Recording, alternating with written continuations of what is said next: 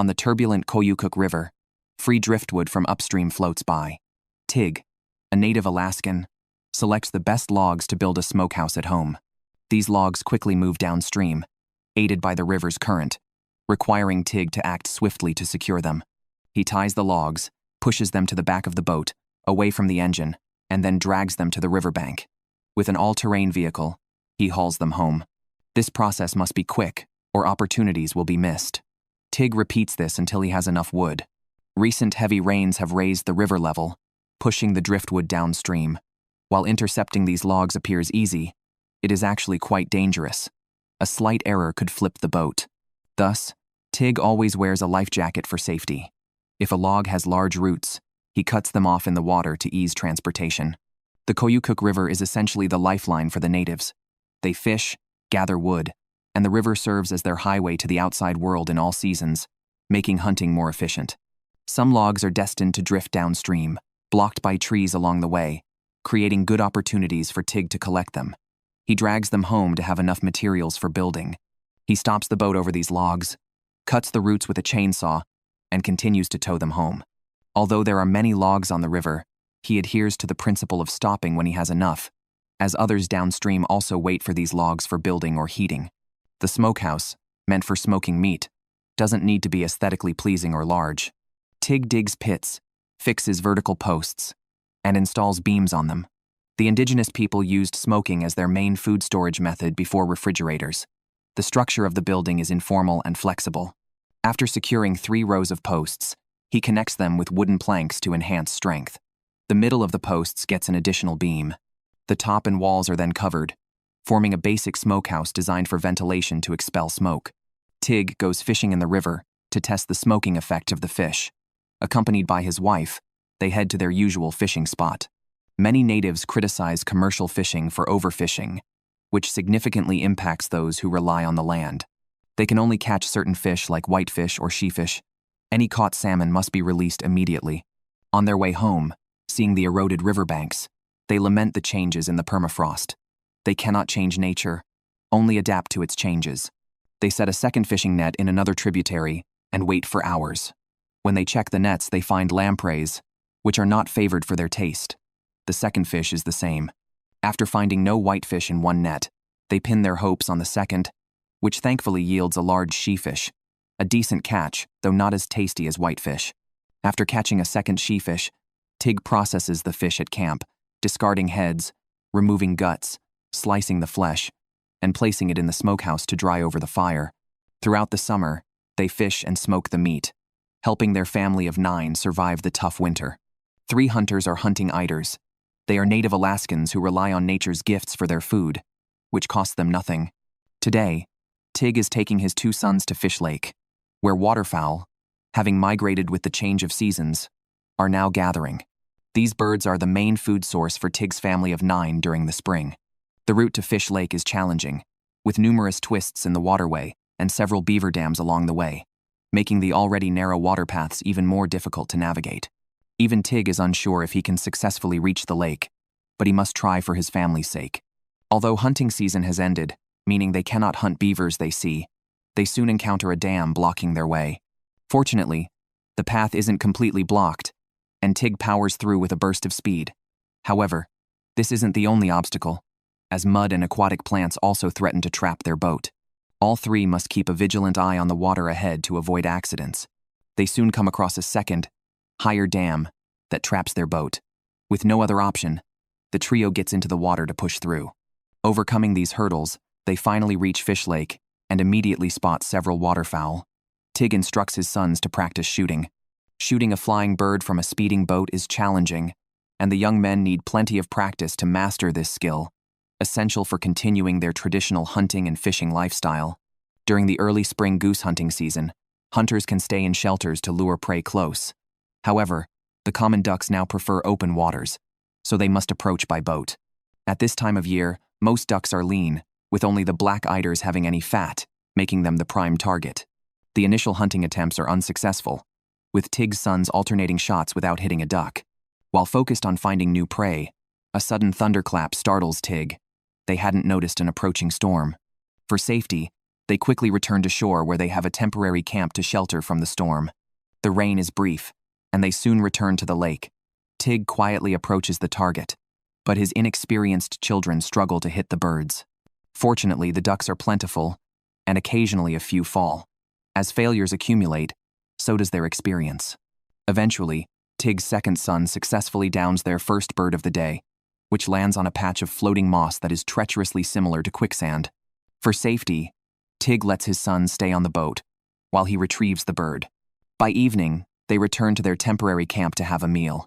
One duck isn't enough for 3, so they make a soup to at least satisfy their hunger.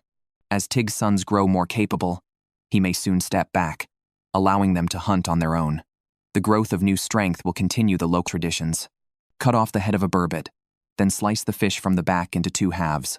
Next, change the knife and hang the fish on a rack to air dry. This fish meat is a major food source for the Alaskan natives during the summer. Today, Tig is taking his family to their fishing camp to provide for his 7 children. In the past, the river was abundant with salmon, easily sustaining the riverside communities. However, due to excessive commercial fishing at sea, the salmon have become scarcer. Consequently, the local fishing department banned the natives from fishing, making life particularly difficult for them. After several harsh years, the authorities have allowed the natives to catch certain types of fish again this year, slightly improving their situation. Upon arriving at the fishing camp, Tig instructs his family to stay briefly by the boat because bears are very active this season, and their camp might be hiding one. It has been over 2 years since their last visit, and the yard has overgrown with weeds and bushes. Once they ensure it's safe, the family begins to move around the yard. Bears visiting the fishing camp are common, but a surprise attack from one hiding in the bushes could be disastrous, especially for the children. Therefore, the first task for Tig and his family is to clear the yard of potential threats. After securing the area, they start checking the fishing nets, removing debris, and repairing any damages. Tig involves his children in each task, laying a solid foundation for their future. Once the nets are ready, they are neatly placed in a container for easy setup. Since working on the water is dangerous, Tig leaves the children at the camp. He and his wife, Louie, find a large eddy on the river. Eddies often form whirlpools where the water slows down, providing a resting spot for migrating salmon, making them easy to catch. Years of wilderness living have made the couple highly efficient. They quickly set the net in the water. Now, they must wait overnight and return tomorrow to see what they have caught, much like opening a mystery box. Overnight passed in what seemed like a moment. Tig and his wife, accompanied by their daughters, returned to the spot where they had set their fishing net, ready to share in the joy of a bountiful catch or the disappointment of finding nothing. From a distance, the net seemed still, but suddenly, it twitched. Tig and his wife knew immediately that they had caught something. They anchored their boat at the shore and lifted the net to find it contained the prized burbot, a fish that in previous years was often used as dog food but now considered a delicacy. Burbot can grow up to 1.5 meters long and only spawn once before dying, earning them the nickname motherly fish due to their challenging reproductive journey. Besides spawning, they also support many native communities along their migration paths. During spawning, burbot develop sharp teeth to protect themselves, making them tricky and potentially dangerous to catch. After loading the fish onto their boat, the family hurried back to their fishing camp to process their catch. Tig beheaded the burbot, sliced it along the back into 2 halves, changed his knife, and hung the fish on racks to air dry.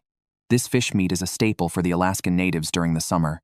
After processing their catch, the family returned to check their nets again.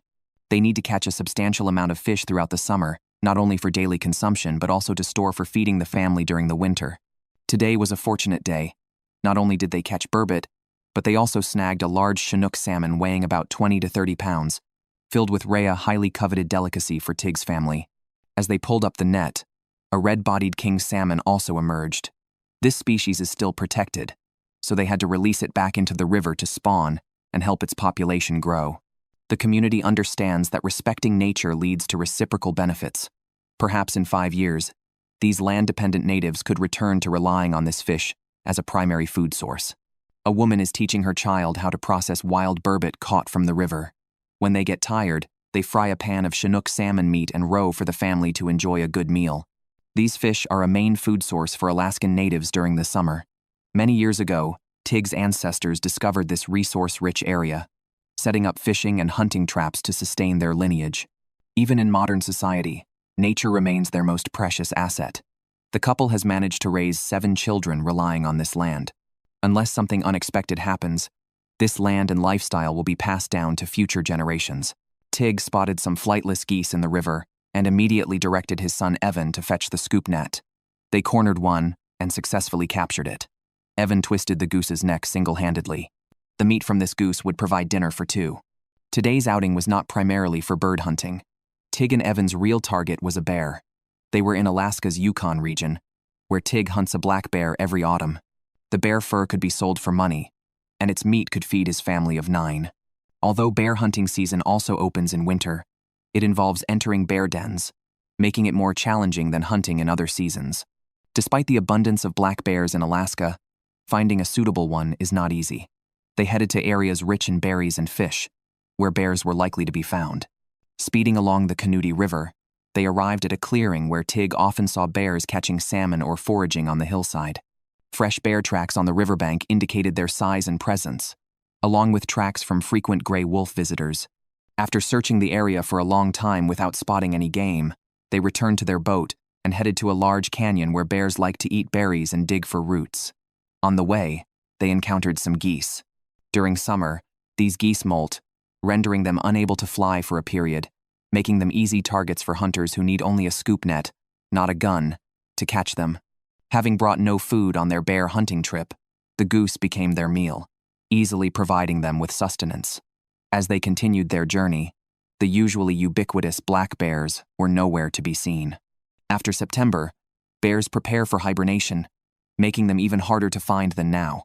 Seeing no signs of bears along the water, Tig decided to try their luck in the mountains of Gogol, where bears primarily eat berries, giving their fat and meat a sweeter taste. If successful, the children would particularly enjoy this bear. Armed with rifles and necessary gear, they entered the woods, a territory ruled by predators, where hunters must proceed stealthily. Climbing steep slopes, they found bear feces that were purple and somewhat liquid, indicating a diet of blueberries rather than fish. The taste of such a bear would undoubtedly be excellent. Now, they carefully searched the area for more clues following the bear's trail. They found bear fur on small trees, indicating the bears had been scratching themselves there. All signs suggested their quarry was nearby, and they pressed on towards the mountaintop. However, before finding the bear, they stumbled upon a discarded can, likely left by recreational hunters. Such litter could negatively impact the land. As a native who had lived off this land for generations, and whose children would do the same, Tig felt compelled to protect it by removing the trash, thus safeguarding his family's future. Reaching the mountaintop after a strenuous climb, they still saw no sign of the bear. Using binoculars, they continued their search until dark, but found nothing. Staying outdoors at night is dangerous, so they decided to leave and return to their camp. Not finding game is a common outcome in hunting, but hunters do not get discouraged. They believe that with continued effort, success will eventually come. With no reliable food source, Tig's family had to make do with fish and small game until the end of autumn when the moose hunting season finally opened. A single moose, weighing over 1,000 pounds, could sustain a family for a long time. Today, Tig brought his 2 older daughters to the upper reaches of the South Fork River, near Fish Lake, where he had frequently seen moose during previous hunting and fishing trips. They hoped for better luck this time to bring back enough food for the family. Upon reaching the hunting ground, Tig took out a horn and began imitating the call of a moose, then listened intently for any response from the game. If there was no movement, they would call several times more. After repeating this for a while, they finally concluded that there were no moose in the marsh, so they returned to their boat to head to the next hunting site. Along the way, they keenly observed the shoreline, as moose are fond of water and sometimes swim in the river or forage along its banks. Their persistence paid off when a male moose finally appeared. However, just as the father and daughters got excited about their find, the noise from the boat's engine scared the moose into hiding. They had to stop the boat, go ashore, and continue mimicking the moose calls, hoping to lure it out. But whether the moose had run off or was deliberately hiding, Tig heard no movement in the forest. This hunt was the daughters' first moose expedition. If successful, according to tradition, they would need to share the moose meat with the elders in the community. After a chase, they found the moose's tracks and followed them to a marsh, where they stopped and tried to attract the moose with a loudspeaker. Despite their efforts, no animal appeared. As it grew later and colder, the children began to struggle with the dropping temperatures. Tig decided to build a fire to keep them warm and rested. After getting his daughters settled, he climbed a nearby large tree to gain a better vantage point, hoping to increase his chances of spotting the moose by calling from a higher position and projecting the sound further. However, as time ticked by, he did not achieve the desired result. Meanwhile, a storm was approaching. Staying in that location was not conducive to hunting, and they would all end up soaking wet. Therefore, Tig decided it was best to quickly return to their camp. On the second day, the three of them set off early in the boat, searching along the river. Tig was at the helm while his daughters watched each bank. If they spotted any tracks left by game, they would stop the boat and go ashore to investigate. Based on the shape and size of the footprints, they could infer the size and even the gender of the animal. The tracks were very fresh, likely just a few hours old, suggesting they weren't far from the moose. However, moose are not only keenly aware of their surroundings, but also excel at camouflage, making them difficult to find. As Tig and his daughters were at a loss, Tig suddenly spotted a moose on the riverbank. Although it was an unhuntable female with a calf, where there are females, a male moose is likely not far away. Tig tried to confuse it with moose calls, and this time, it worked. The much-anticipated game appeared. He quickly got into position, aimed, and fired. Due to the rocking of the boat, however, he couldn't be sure if he hit the target. They hurried ashore to look for blood traces but found none, only the footprints of the fleeing moose. Although the hunting failure was disappointing, they still had a chance. As long as they kept trying, success was bound to come. Now, with winter approaching and without those hundreds of pounds of deer meat, the family of 9 would face an exceedingly tough time. Therefore, the hunt for moose must continue. This time, his wife Louie joined him. The couple worked well together, often achieving unexpected results. As natives who relied on the land, they had many preparations to make before winter, with stocking their freezer with food being a top priority. Due to summer fishing restrictions, hunting a moose was the ideal choice. Their family of 9 needed at least 2 to 3 pounds of deer meat daily. At mealtime, the children devoured their food like little wolves, leaving nothing behind. If they couldn't catch a moose, Tig didn't know how they would manage. Both Tig and Louie knew they couldn't give up, especially now. As long as they worked hard, they were certain to succeed. Upon reaching the hunting area, they climbed a slope to a marsh where the game often appeared. Tig began imitating moose calls, hoping for a response. This autumn had been particularly unlucky for Tig's family, nearly catching nothing, so they were desperate. Real hunting not only requires skill but also a great deal of luck. Just then, a crow flew overhead. In their culture, this bird symbolizes luck. Crows are incredibly smart and sometimes even lead hunters to game hidden in the dense forest. If the hunters are successful, the crows also get their share of the bounty.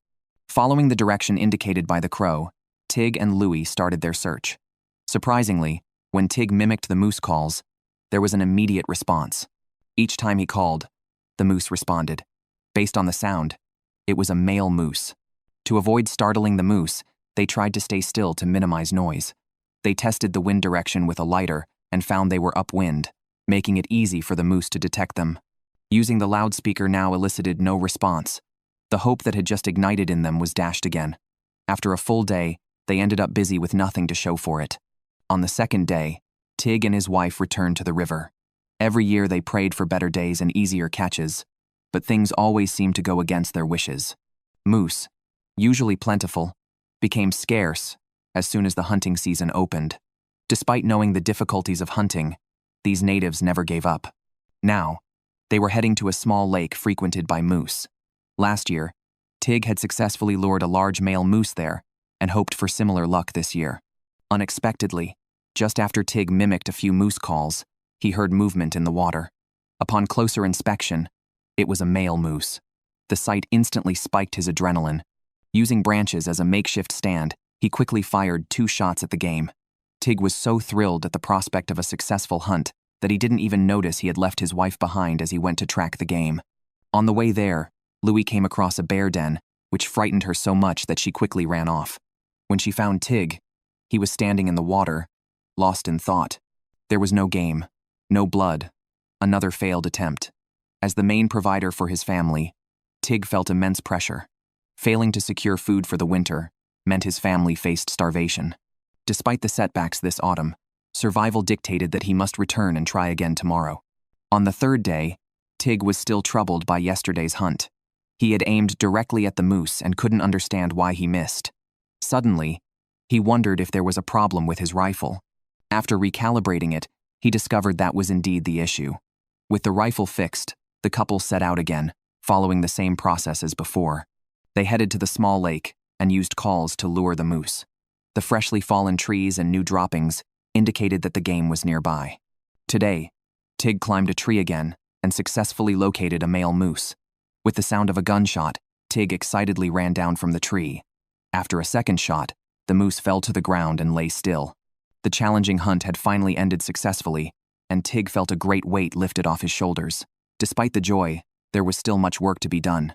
The two of them needed to butcher the massive animal and transport it to the boat in parts. As Tig carried the meat on his back, he felt a deep sense of reassurance. They could leave the moose's innards, but the head with its large antlers had to be taken. They could fetch a good price. Not all natives are lucky enough to hunt a moose. In fact, most rely on smaller game to survive. In Bethel, Alaska, Avery and Gage were on their way to the hunting grounds to catch a few beavers, helping ensure their family had enough to eat. The two brothers had lived a self-sufficient wilderness lifestyle from a young age, supporting their family and the elders in their community. Life here involved no mortgages or cars, nor a 9-to-5 job. Their only real pressure was the constant search for food. To outsiders, the brothers' life seemed like an adventure story. They traveled by boat or plane to hunt and fish, all to ensure their family was well fed. The brothers are authentic Yupik people. 50 years ago, their people were prohibited from speaking their language. Now, they have reclaimed their heritage. Not only can they speak their language freely, but Gage also became a teacher of the language and Yupik cultural traditions while studying at Stanford University. There's a saying, brothers united are a force to be reckoned with. Surviving in the dangerous wilderness is tough, but by relying on each other and working together, they've become the mainstays of their family. They trust each other implicitly, regardless of the dangers they face. Today's task was hunting beavers. They took their boat to their grandfather's private land, a place abundant with beavers. They had to keep their eyes peeled for any sign of them. Avery was the first to spot what he thought were beavers on the shore and quickly alerted Gage to prepare for the hunt. However, it turned out to be a mistake. They were ducks, not beavers. Mistakes happen, and they took the opportunity to tease each other, their way of having fun. The area was rich in wildlife. Not far along, they spotted a moose and its calf by the river. As a staple for the natives, such large game represented hope for their future livelihood. However, today they were focused on beavers, not just enjoying the scenery. They needed to feed themselves to survive in this land. The brothers moved to a tributary where the river was narrower, making it easier to find beaver dens.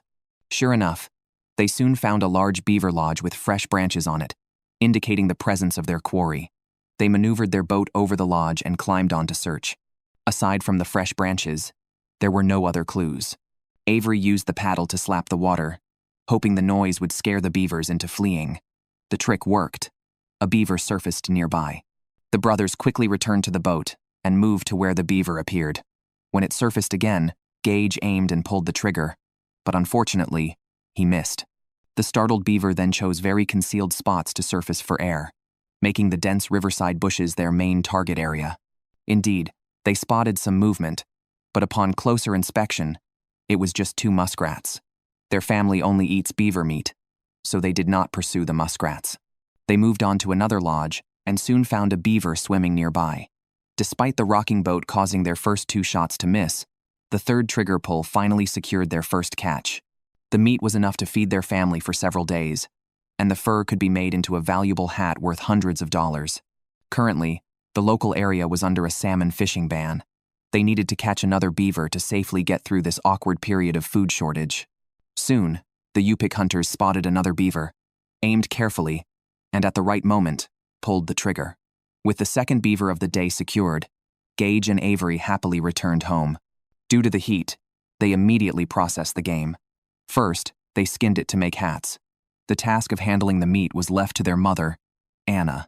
Using a sharp ulu knife, she gutted the game, removed the organs, and cut the carcass into pieces for storage. To reward her sons, she would use this meat to prepare a lavish dinner. Winters here are extremely cold, and fish alone is not enough. They need fats and red meat. Therefore, before winter arrives, they plan to hunt large game, typically moose, which can weigh over 1,000 pounds. In the first 2 days of moose season, the brothers flew to Toktakna in a second-hand small bush plane, which is relatively affordable in their community, akin to buying a used car. Over half of the people here have pilot licenses, with an average of 1 private plane per 6 households. Some even commute by air due to underdeveloped road infrastructure and roads that become impassable due to heavy snow in winter. Thus, planes are essential for traveling long distances. After safely landing, they drove an all-terrain vehicle to their campsite. Hunting moose in the fall has become a family tradition, learned from their father. During these 2 days, they also aim to hunt more than 10 grouse or ptarmigans to ensure enough food before catching a moose. Before setting out to hunt grouse, they checked the boat's fuel and electricity and calibrated their shotguns. Hunting often offers only 1 shot. A miss means failure. After preparing their tools, they entered the hunting grounds to look for grouse and check for moose tracks. Though it wasn't yet moose season, marking potential spots was crucial. They headed directly to the large meadows known for recent moose activity, evident from the tracks left on the ground. The surrounding forests provided good cover for mimicking animal calls without being spotted. While searching for grouse, they unexpectedly encountered a bull moose. However, they could only admire it from a distance as hunting was not yet permitted. After marking the location, they resumed searching for grouse, which are camouflaged and difficult to spot. After a careful search, they finally spotted their first quarry on the riverbank. Gage aimed and fired, securing the first grouse. There were 2 more on the ground. He fired again with his shotgun, bagging 2 with 1 shot. By 9 p.m., they had caught 9 grouse. With this food, they could confidently hunt moose. Adhering to the principle of only taking as much as needed, they decided to return to camp. On the way, they encountered a young moose and couldn't resist stopping to play with it for a while. Back at camp, they quickly processed the game, plucking some feathers and removing the breast meat, hearts, and gizzards. The rest was left for nature to reclaim. Tonight, they planned a hearty meal and a good night's sleep, for as soon as the moose season opened the next day, the brothers would enter the hunting grounds to begin their moose hunt. 9 grouse yielded a platter of meat, enough to feed the 2 brothers for 2 days. However, their journey to Toktakna by plane was not solely for this small amount of meat. The harsh Alaskan winter was fast approaching, and they needed to hunt a moose weighing over 1,000 pounds to ensure their family had enough food to last the season. This chicken meat was merely sustenance during their hunting period. The moose hunting season officially began the next day. As dawn broke, the brothers were already in the hunting grounds. To avoid predators, moose often come out to feed at this time, unaware of the hunters on their trail. The brothers' first destination wasn't the large meadow, but the spot where they had seen the moose the previous day. To avoid detection, they turned off their headlamps and slowed their pace. As they approached the designated spot, they indeed spotted a moose, but it was a mother with her calf having breakfast. They couldn't hunt these, but where there are females, males are usually not far behind. The brothers continued their search, and soon found the game they were after. However, the dense bushes made it difficult to tell whether the hidden figure was a bear or the moose they sought. To avoid accidentally harming the wrong animal, they decided to disembark and check on foot. After a careful inspection, they found no signs of life. Perhaps it was nerves, or maybe their quarry had already fled. They returned to the boat to keep searching. Hunting large game like moose is ideally done by the river, where visibility is good and transporting the meat is less cumbersome. However, the dense vegetation of autumn makes moose easy to conceal, typically revealing only their ears or antlers. This challenges the hunter's eyesight, and the intense concentration often leads them to mistake tree stumps or branches for their quarry. After some searching, their persistence paid off, and a moose appeared. Unfortunately, they hadn't noticed it in time and accidentally drove the boat right up to the bull moose's face. Startled, it turned and ran deep into the forest. By the time they were ready to aim, it was too late to pursue. They could only set off again in search of new game. The day passed in repeated chases. Opportunities for hunting were there, but they failed to capitalize on them. On the second day, it was another fresh morning. The brothers discussed taking a more cautious approach, avoiding any rash actions. They felt significant pressure as the moose season was only a few days long, and failure could mean no red meat for the family for the winter. After some effort, they reached a large meadow and hid at the edge of the forest, mimicking moose calls to lure the animals out. Soon, they heard the sound of breaking deadwood from the forest, likely caused by a moose moving. While one brother continued to make moose calls, the other prepared to shoot. However, their activity seemed to have alerted the forest, and the sounds suddenly stopped, suggesting their presence was detected. With no other options, they temporarily left the area. By the third day, in the early dawn before sunrise, the brothers resumed their search along the river. Their persistent efforts finally paid off when they spotted their prey at a bend in the river. This time, Gage was the shooter, and Avery was ready to assist. After a gunshot, the moose fell. Although the bull moose wasn't as large as they had hoped, it was sufficient to help their family through the winter. Using a sharp knife to slice open the hide, they accessed several hundred pounds of prime meat from the moose. After 3 days of effort, Gage and Avery had successfully hunted their game. The moose fell near the river, an ideal location that allowed them to process the meat on the spot and load it directly onto the boat, avoiding the hassle of transporting it. As native Alaskans, they made sure not to waste food. They consumed parts like the tongue, heart, liver, and kidneys, but did not keep organs like the lungs and intestines, leaving them for scavengers. Recalling how their grandfather's generation would eat moose liver raw with just a bit of salt, the brothers now typically cooked it. They planned to distribute some of the meat to the elders in their village, keeping the rest for their own family. Once all the meat was loaded onto the boat, they performed one last ritual according to tradition. After hunting a moose, they cut off its jaw and hung it high up in a tree as a plea for good fortune, hoping to be successful in future hunts. With their boat full of meat, the brothers happily returned home, where their parents had been anxiously waiting at the camp. Relieved to see their sons return with sustenance, the parents planned to smoke the meat for long-term preservation.